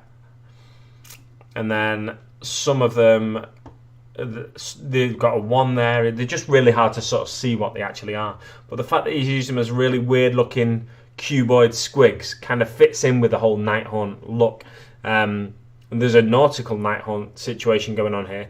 He's got an actual Gretchen miniature there, used as a goblin miniature as well, with a long rifle by the looks of it. Really nice troll conversion using Bad Moon sort of thing. So this troll is just like a slave pulling this ship along across the ground. You can imagine it scraping along the earth as he pulls it across the earth. And that's a gloom, not the gloom spike, it's the Adeneth Deepkin ship kit, shipwreck kit sort of thing. And there's a squig over here on a spring as well. It's like a really fun looking board, this one. Really cool looking. That is it for honourable mentions, is it? Well, we've got a couple more here. That was Alan Haywood, and this is Emil Allogroth for Legion of the Damned. So they've incorporated some non-Legion of the Damned miniatures in here, which is really interesting. The Imperial Knight for one. Typically we see Legion of the Damned, and it's a Space Marine Legion, and there's a lot of lore surrounding. There's little lore, a lot of sort of hearsay surrounding Legion of the Damned, let's say. Where are they a former Space Marine chapter, or are they something else? I don't know. What are they? But they're really nice on this board. The way they've been painted, it looks like the fire's coming from within. The skeleton of this Imperial Knight is absolutely glowing with flame there. And the gun as well, the plasma effect almost looks like an eerie Nighthaunt-like effect. There's some really interesting, actually. It looks like the way this person's approached Legion of the Damned is almost like just fallen Space Marine and Imperial heroes, because if you look a little closer, let's get it on a new tab so we can zoom in a bit. If you look a little closer at the miniatures, they're all different colours. The armour's all different colours. So there's like a yellowy hue to the armour here, so that is potentially like a fallen Imperial Fist hero. And this guy here as well. But then there's a green hue here, so it's like a Salamander's hero there. That's like an irony sort of, maybe a black look, so maybe that's an Iron Hand or a Dark Angel because there's robes, something like that. Ultramarines here. So that's a really interesting way of approaching Legion of the Damned when you think about it. It's almost like an in-death Death Watch. So these are all fallen heroes that fell defending the Imperium. And they've been reintegrated into the defence of the Imperium by the psychic might of the Emperor, who looms over them in the background there with his sort of half-rotten carcass on his golden throne. So it's a really interesting, and the idea of incorporating an Imperial Knight into it's really nice as well, I think, because why would the Emperor, if the Legion of the Damned were a psychic manifestation of the Emperor's might, why would the Emperor only choose Space Marines to bring back in that way? So the whole concept of this board, I really like the concept of it. Really nice. This is like, looks like a Blood Angels miniature almost, perhaps. Maybe it represents Sanguinius. I say this, you can't even see it, it's behind Big Ed. But maybe this miniature sort of represents Sanguinius because he's got like flame-like wings here. Yeah, that is a really interesting concept. It's a shame that didn't get a, never mind an honourable mention award. It's a shame it didn't get an award. I think I really like that concept.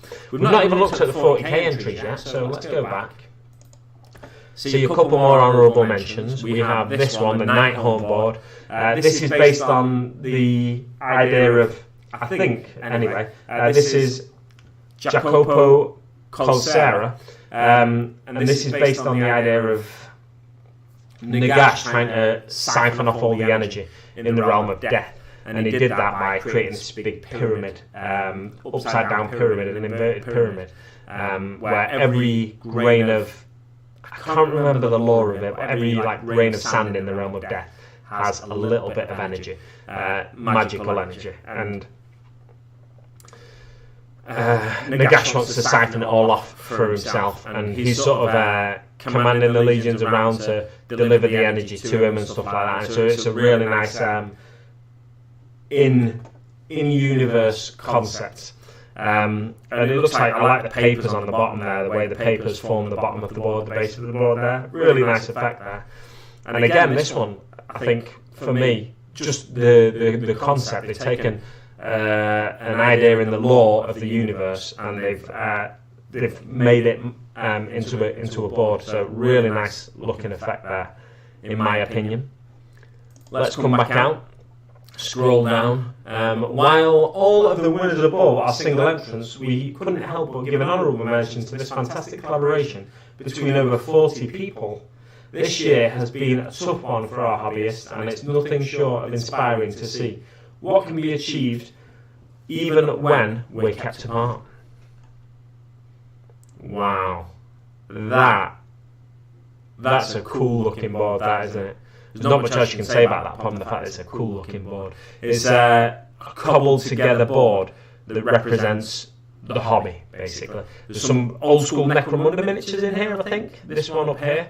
Old school Necromunda miniature. There's Age of Sigmar miniatures, sort of at the pinnacle there on top. And then there's all 40k miniatures in here. It's a really cool concept, this board.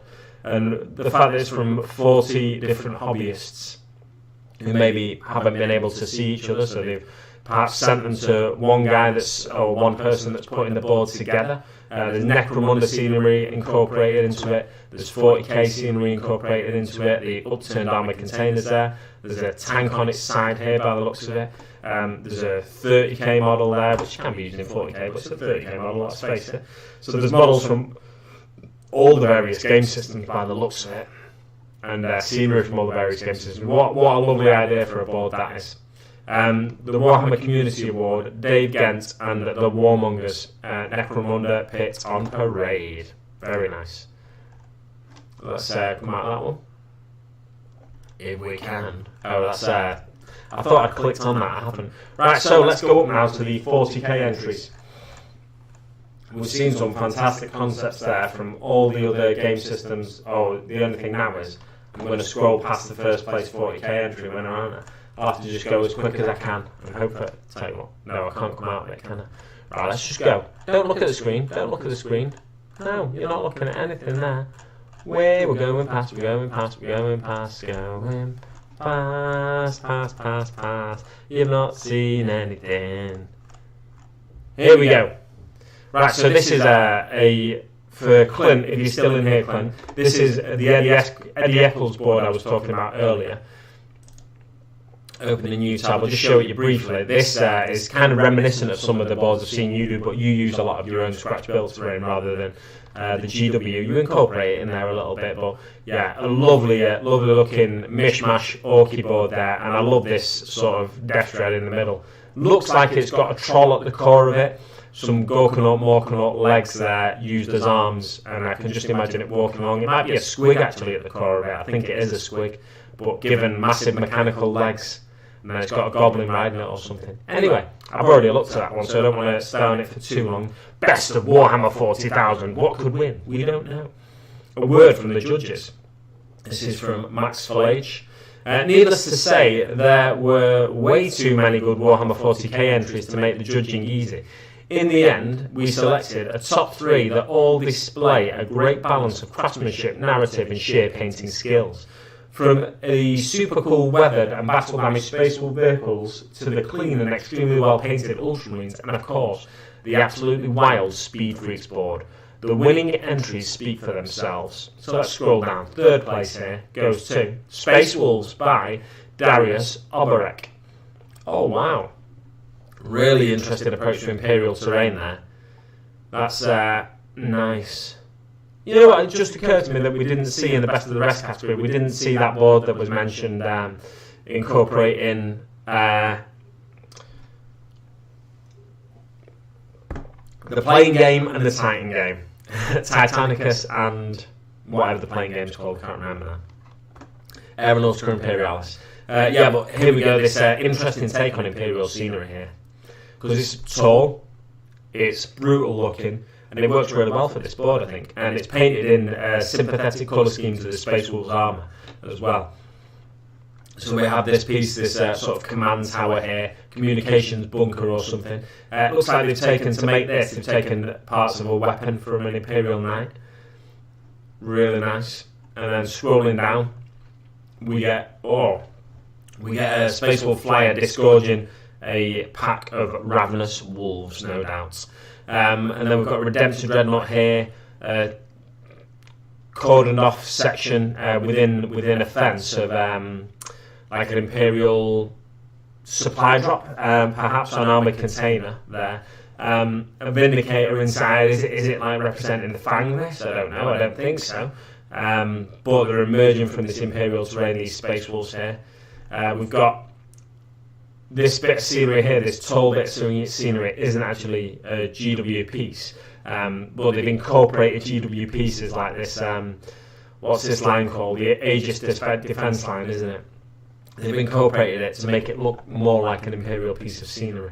Are these the floor tiles from something? I'm not too sure. Perhaps they are, but turned on the side. Really nice looking entry, that. Is that Ulrich the Slayer? I think it is. Correct me if I'm wrong there. Really, really well painted miniature, and in sort of a Space Wolf blue hue rather than the traditional storm grey armour, I think, of the Wolf Priests. I'm not too hot on the old Space Wolf knowledge there, as you can probably tell. Rivets and Daka join us. Hey up, boys and girls. Morning Gar. Phenomenal looking skills on the Puppies board, exactly, yeah. Really nice weathering on this Redemption Dreadnought. You just look closely at that, it's gorgeous. This guy, I think, could paint up some fantastic looking orcs, quite frankly. And the weathering on the terrain as well, in the background, you can see sort of random bits of rust dripping down from various areas where no doubt there's some embedded rebar and stuff like that.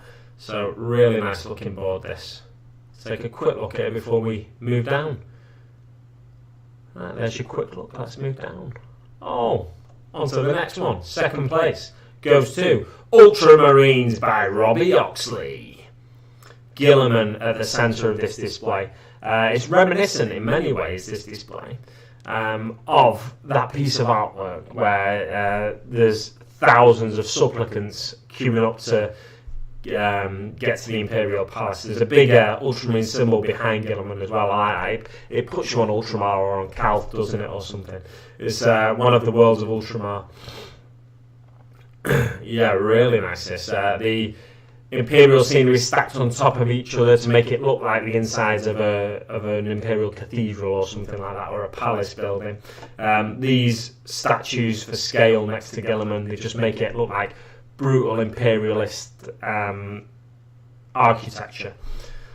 And this mural, which is it's a bit of artwork from 40k, that but it's made into like a mural behind them. It's gorgeous, that.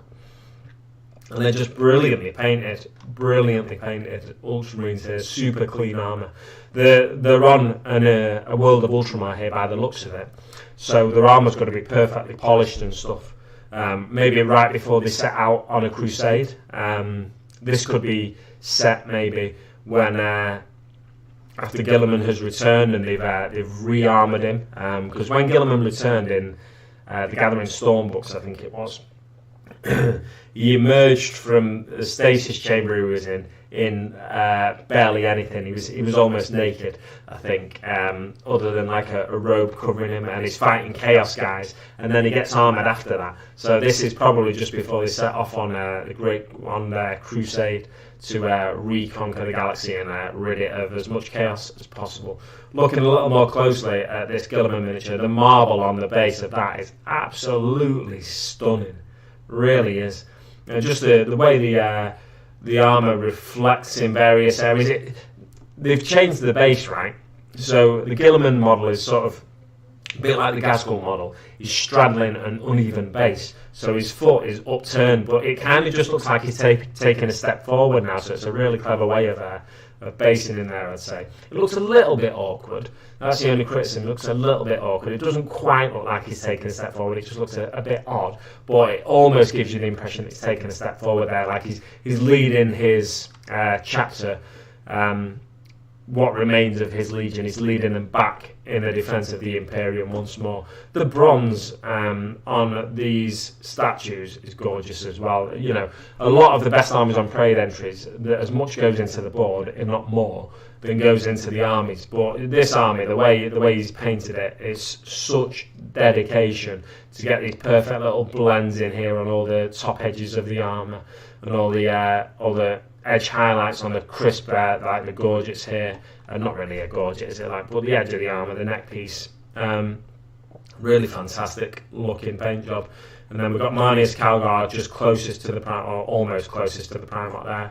And the Chaplain Tigerius, I want to say, one of the closest to the Primarch there. So like the leaders of the chapter, amongst the closest to him. Really fantastic looking board, this. Have a quick look there again, just a marble on the base, that's fantastic, and then it's on the base of every miniature. Got the Chaplain Cassius miniature there from Conquest as well, fantastic. Really nice looking board, that. Gorgeous. Gorgeous.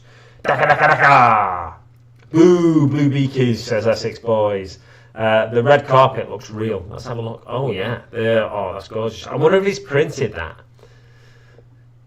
Because I know you can get like red carpet patterns just from the internet, probably. I wonder if he's printed that and sort of pasted it on. But no, it looks like real carpet, to be fair. Maybe it's a scarf or something and he's made it into the carpet. I didn't even realise the red carpet. No, it's real. That's thread pattern in there. That is real. That's a real carpet or carpet-like thing. Really, really nice way of incorporating some realism into your board there. Actually put something real in there. Yeah. He's held it down with these rods going across to make it sort of so he's not had to sort of stick it in and coat it in layer after layer of PVA and give it an unrealistic sort of finish. So he's used these rods to hold it down there as well. Really nice effect there, just using that red carpet. And it's about thinking outside the box sometimes, Armies on Parade. But anyway, let's see what first place is, shall we? What could it be? Who knows? It's not like I've scrolled past it before or anything, is it? First place is Speed Freaks by Stefano Lavorato. Such a wonderful blue sky makes this scene of Orky chaos almost serene, doesn't it? That is a gorgeous blue sky, actually, looking at that. Look at it, it's fantastic. This is certainly not just another day at the races. Thanks to the fantastic detail everywhere you look. Check out the tools on that bench. This, wow, 24-hour. I love that, just that sign there, just scrolling down. Oh my word, that backdrop is absolutely stunning. That backdrop, it just looks like it goes off into the distance. It's like a Bob Ross painting. My mind is blown. That backdrop is gorgeous. It goes off into the distance and gets slightly more blurry as it goes off into the distance. But you look at it and it just looks like something that's in the distance. The perspective on that is absolutely stunning. There's an explosion going off here in sort of middle distance. Some speed freak in a plane maybe just being shot down by this guy here. They're racing in the sky as well as on the ground. Absolutely fantastic. They're not miniatures, are they? I think they're just painted on. I think they used Photoshop to make this backdrop. It's absolutely something. They've used a real sky image And then they've taken images of GW miniatures, put smoke effects trailing out from behind them, a real explosion. That's why the backdrop looks so good, because they photoshopped it. And then they printed it onto this piece of card or whatever. That's cheating. I feel like that's cheating. But is it, again, like I said, after Gar pointed out the red carpet looking real on the Ultramarines display, it's about thinking outside the box. It's about using real materials and real scenes and incorporating them into your display. Yeah, that's a real picture of the sky, isn't it? That's why the backdrop looks so good. It's a real picture of the sky with GW miniatures superimposed onto it. We've got an explosion here in the foreground, an explosion in the background there as well, just a tiny one you can see behind it. This outcropping of rock here, that's like a real desert scene by the looks of it. And the sky is absolutely stunning. And then you get to the actual miniatures. We've got a winner's podium over here with one big fat boy. Looks like could be an ogre miniature, perhaps, but he's claiming first place. Second place and third place claimed by some other boys. And then a Megatrack scrapjet here on a ramp. Like, is it racing up the ramp to drive off down this road here, or is it parked up there because that's the winner's Megatrack scrapjet? We've got all the Speed Freak vehicles here incorporated. We've got a custom booster blaster in the foreground here coming into the mech shop. The mech's ready to get drilling on it as well. Absolutely fantastic. We've got some bikes here on the very foreground of the corner there. Fantastic stuff. We've got a Boomdacker Snazwagon here on the right hand side of the scene. We've got another bike here that looks like it's fueling up and almost looks like it's setting a light as it's fueling up there. Let's see if we can zoom in on that image. I want to open this in a new tab. Boom, new tab. Oh yeah, we get to see the image in all its glory now. Look at this. Let's see if we can zoom in on that one, because I want to see. It looks like it's got licks of flame around it. That bike that looks like it's in a fuel depot. It looks like little licks of flame coming off here, like it's about to burst into flames properly. Where they've been fueling it up, something's gone wrong. So a little bit of a comedy element added in there as well, like typical Orky stuff. So zooming out again. Yeah, we've got the what's it called? The Warboss on Wartrike, Death Killer Wartrike. We've got a Shock Jump Dragster here. We have a Rucker Truck Squig Buggy here. Have I remembered the names of all the Orc vehicles there? Absolutely unbelievable. I didn't expect to be able to do that. But yeah, so it looks like the Megatrack Scrapjet is the winner there. It's the winner's vehicle probably. And then it looks like a Bad Moon in second place. Evil Sun in first place possibly. Bad Moon in second place, and then an Evil Sun in third place as well. Really, really awesome looking board. It's just the way they've incorporated that backdrop. It's a real image with GW miniatures superimposed onto it, and then in the foreground there's more GW miniatures that just pop out at you. Absolutely fantastic scene overall. That I love the rust effects like this. This has been battered by sandstorms and stuff on this metal advertising hoarding kind of a deal there. Really nice. Let's go back out and see some up close images that I'm sure they'll give us here. Yeah, so we give us a top-down image of the mech shop here in this first one. And also not just the mech shop in the foreground. We've got two mechs working on it, working on this vehicle. Custom booster blaster that's about to pull in there. The heat effects on the exhausts, stunning. The tools in the toolbox here, stunning. And the tools on the bench there, stunning. It's almost like they've been painted with some like chrome effects paint. Like the mech proper looks after his tools. The claw here on your typical mech boy workshop, really nice. And then the Death Killer Wartrike in the background there we can see, and some bikes sort of scooting off to the side there. The Shock Jump Dragster, the blending on that from orange to yellow, absolutely quality stuff. Let's go over to the next image here. So this is the road from the other angle. We've got the mech shop here just off to the side. The edge highlights on that claw are fantastic, by the way. And again, the yellow blending on the claw as well as the Shock Jump Dragster, absolutely fantastic. the checks on this Boomdacker Snazwagon, they're so neat. They must have been done with an airbrush and masking. They must have been. That is flipping great work. It's great to see an Orc entry winning, I've got to say, winning first place in the 40k category. Really, really, just for me, the backdrop does it. Like, they've gone to town on that backdrop. It's like real images mixed with fake images. Gorgeous. That's gorgeous as well. The Ultramarines, Blue Beakies. And that's stunning as well. All these 40k entries. I mean, to be fair, the 40k entries, the Age of Sigmar entries, the Best of the Rest entries, all gorgeous. This is the highlight of the day for me, I think. And the fact that it's Orcs. Of course, it's going to be a highlight for me. Oh, it's 10:23 now, so I've been streaming for almost 2 hours. I was only intending to go for an hour today because I want to get on with my Christmas project and make sure I rest my foot in the correct angles. I need to get out and get some more milk though, don't I? Right, backdrop looks proper. Great board, should be the overall winner. I don't think they do overall winners. It doesn't seem like they have. On this article anyway, I might have to watch back the award ceremony and see if they've gone with an overall winner. What is that down there? That blue bit. Oh.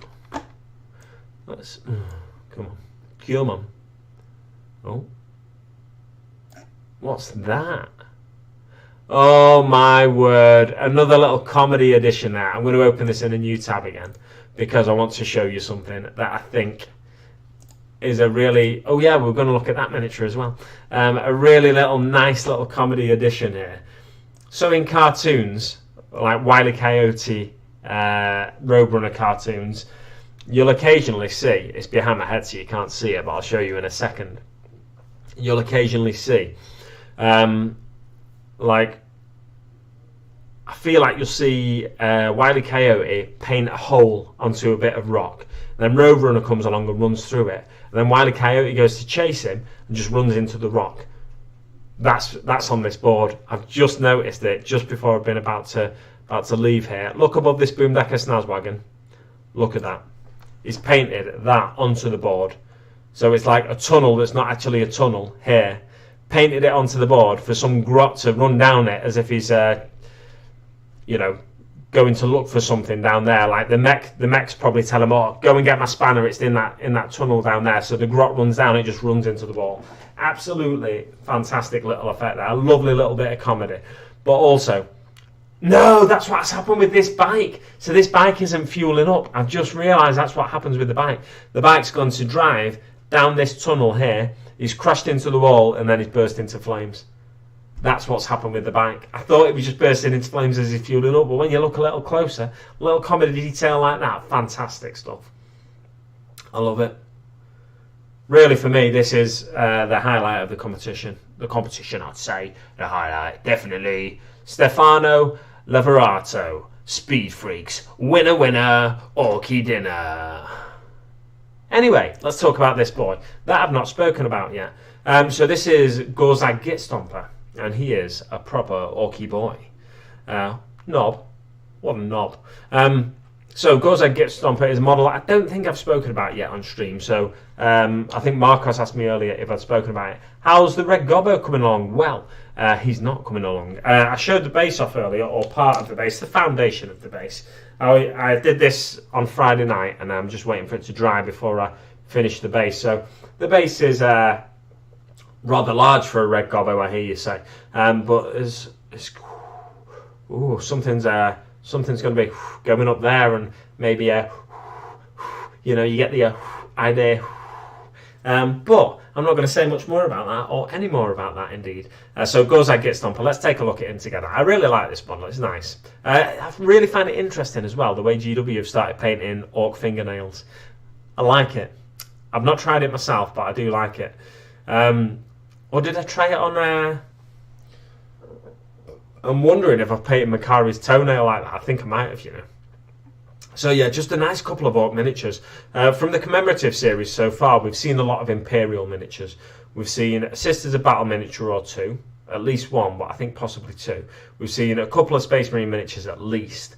We've seen just Imperial miniatures, I think. But this is the first Xenos miniature, I believe, in the commemorative series. So I hope we get more commemorative series orcs in the future as well. What we want from squad miniatures, what I want from squad miniatures, orc squad miniatures, boys squads, looters, burners, is interchangeability. So I'm in no rush to update the boys kit, I'm in no rush to update the knobs kit, I'm in no rush to update the looters, burners. I would like new commandos and tank busters though, because they're in resin at the minute. But yeah, for single miniatures like this, where you want a dynamic looking pose or a cool looking pose, this is absolutely fine, absolutely perfect. It looks like it's, you can't change the pose too much. He almost looks like a flash kit, this guy, and I do like that. I like the way they've painted the skin to look warmer on the warm bits, the way I like to try and approach orc skin. Probably not to the same level, but I do like it. He's a good lad. He's got nice facial expression, like he's gritting his teeth and firing his shooter, slugger rather. Gritting his teeth, firing his slugger, and he's taking proper aim, proper concentrating with that. He's got the back turn knife, almost commando like. He's got these furry boots, which we saw from the Rumour Engine a while ago. I was one of those in Steve-O's stream saying, hey, it might be an ogre's miniature. But yeah, it is an orky miniature. And it looks like, this knife, I really like it, and it looks like it could be part of a Snickrock conversion if you wanted it to be. But yeah, this big flowing long coat, great coat, whatever, it was reminiscent of flash kits, so you could probably convert this model up yourself from flash kits and from other bits. It takes Snickrock's, one of his back-turned knives. Yeah, you could get away with doing this as a conversion, I think, if you wanted to. I'm probably going to be picking this up myself. I imagine it'd be around the £22.50 mark, something like that. The paintwork they've done on it is absolutely fantastic. This weathered leather look around his bum, the weathered leather on the holsters and that, and the pouches on his belt, fantastic. And it's all based on this artwork from back in the day.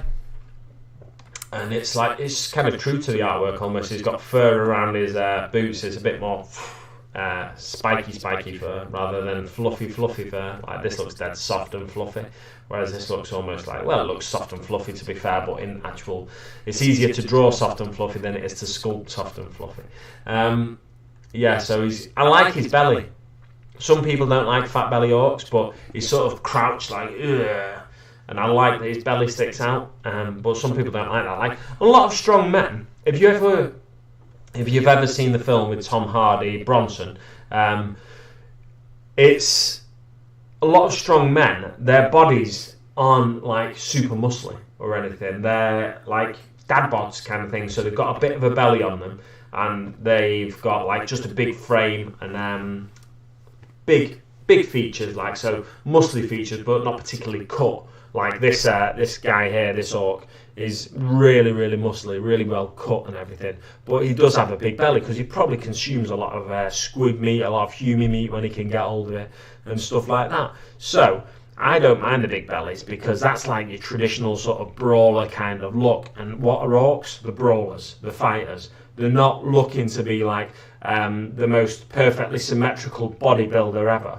So a belly makes sense for me. I really don't mind a belly. Some people don't like it. Some people don't like sticky out bums, but I like sticky out bums. Hey, there we go. Each to their own. Yeah, the backdrop on that Speed Freaks board did look fantastic. Great World should have been the overall winner. How's Red Goblin coming along? Right, so I've addressed all the chat here. We've only got 3 viewers at the moment, but not to worry. I'll just share my final thoughts on this miniature. It's really reminiscent of the original artwork. That's a fantastic thing. A few changes here and there. We've got a little ammo runt with it, Nick it, the gobbo. He's got his knife back turned, and yeah, well, it looks really nice. Compare it, to the original artwork. It honours it. It honours the original artwork and the original miniature as well, I think. So I like the miniature myself, but I hope we do get interchangeability with any new orc squad kits that we get. Do I think we will get that? I'm not too sure. But it's out on Boxing Day, the day after Christmas Day. If you don't know what Boxing Day is, if you're not in the UK. I think they call it Boxing Day in certain areas of the world, but not all areas of the world. 26th of December is when that miniature's out. Available in Games Workshop stores, and shortly afterwards it'll be available, I think, to order from the Games Workshop website as well. Like a made-to-order kind of a deal. So anyway, that's your miniature. 26th of December until the 3rd of January. So I might buy it myself as a birthday present or something. Yeah, that's it, guys. I'll leave it there for now. I'll leave this bit of artwork on screen whilst I'm doing my little sign-off. Don't forget, if you'd like to help support the channel, enable me to make improvements on the channel. I'm hoping to make some improvements relatively soon. I've got some stuff coming for Christmas from family members and that to help me improve lighting and sound and various things like that. But if you'd like to chip in and help support the channel, you can do so by following the link in the description below to my Patreon, and I really appreciate those patrons I've had up until this point. You can also, in a future stream, a live stream, you can donate via super chat like Gar has in the past, Rivets and Daka, and also the Hobby Corner. I'll be doing another stream hopefully on Tuesday, as usual. A Christmas stream, that'll be my Christmas stream, and I'm hoping to today get a lot more done on the Red Gobbo and hopefully get some paint on him so I can start painting him. And then you'll see that this coming week at some point. If not on Christmas Day, the video will be up by Sunday. But I know Let's Make It Orky has finished her Red Gobbo, so if I don't finish mine, I've got to donate one of my miniatures to her, basically. So that'll be the forfeit. She won't be forfeiting and painting a miniature for me, but I may yet be forfeiting and donating a miniature to her. If you'd like to check out my socials, you can do so by following the links to my Facebook page and my Instagram in the description below as well. Thanks very much for watching, guys, and I'll see you on the battlefield.